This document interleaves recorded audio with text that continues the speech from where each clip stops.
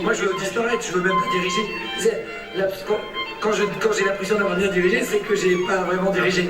On s'est rencontrés dans la rue, non? Dans la rue. La première fois, il était en train de prendre des pizzas en courant, et puis on s'est vu plusieurs fois au Quartz à Brest, et puis voilà. Le Quartz, c'est la scène nationale de Brest.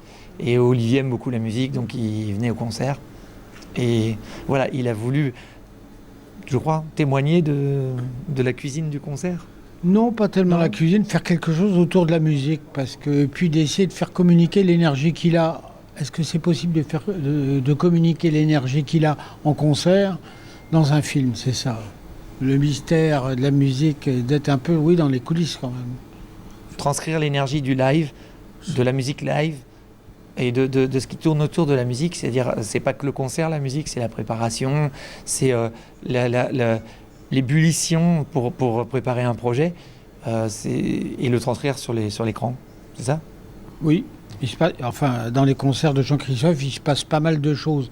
Alors qu'il y a des concerts en musique classique, c'est pas tout à fait ça. C'est autre chose, on va dire. Donc là, il se passe vraiment quelque chose.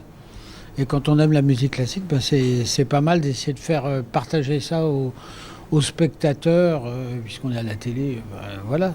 Alors, comment ça se passe justement un tournage sur des concerts live? Comment on fait un film à partir de concerts live? Ah, ça, c'est une grande question. Comment ça s'est passé? C'était plus des répétitions d'ailleurs que des concerts live, ton tournage. Oui, il y a eu plus de répétitions. Il y a eu quelques moments où il fallait de voir le résultat, mais c'était plus en répétition de voir comment se passe un chef d'orchestre avec ses musiciens. Comment l'alchimie, oui, c'est un mot que j'aime bien. Comment ça se passe? Parce que nous, un chef d'orchestre, généralement, on le voit de dos. Encore que toi, tu te retournes pas mal face au public. Donc d'essayer de savoir comment ça se passe. Et pour vous, finalement, quand on rentre comme ça dans votre intimité, dans les répétitions, comment ça se vit? J'ai j'allais vous dire, j'allais faire une métaphore dentaire. Comme au début, si vous avez un petit changement, une petite dent qui est cassée, vous ne sentez que ça au début. Il nous polluait le début des répétitions, on le voyait arriver avec ses caméras. Et au début, ça m'énervait un petit peu. Puis à la fin, il a totalement disparu. Parce que comme il était là tout le temps, il s'est fondu dans le décor. Donc au début, c'était un petit peu gênant, au tout début. Mais ça n'a pas duré longtemps.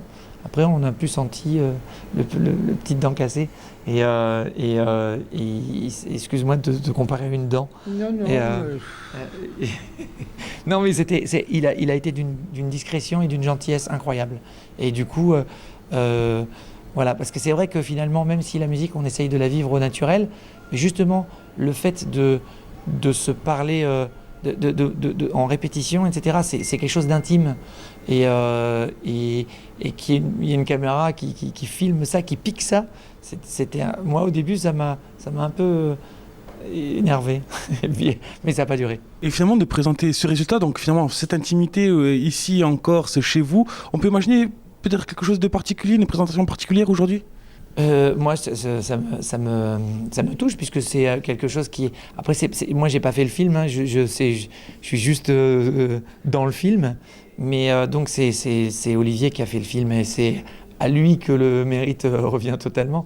Maintenant, encore, ça me touche toujours de revenir et de pouvoir partager la musique avec la Corse et avec les gens ici, c'est juste super.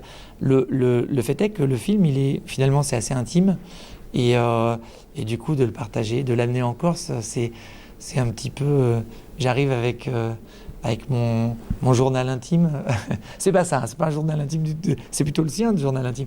Mais c'est quand même, c'est quelque chose d'assez fort. Moi, ça me touche.